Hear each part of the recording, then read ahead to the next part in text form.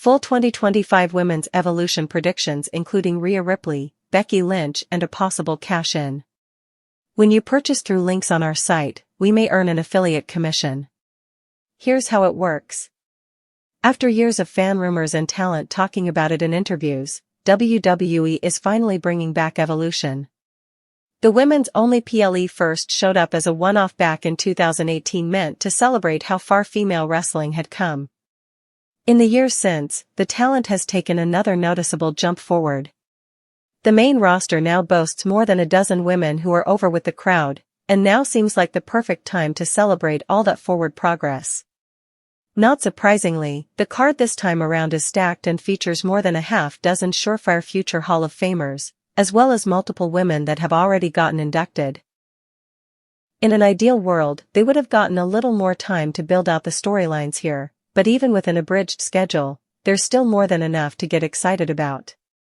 Before I get into my theories of what's going to happen, though, you can check out my record and predictions since I started doing this for every PLE starting at WrestleMania 38. The resume might not be good enough to get me into the Hall of Fame, but it's certainly good enough to keep me near that main event scene. You can check out my scores for some of the bigger recent events, as well as an overall accounting.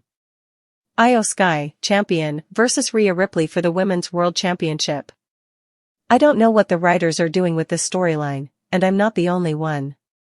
I think if you asked habitually online hardcore WWE fans what plot they're most disappointed in right now, one of the top answers would be whatever is going on with Iyo Sky.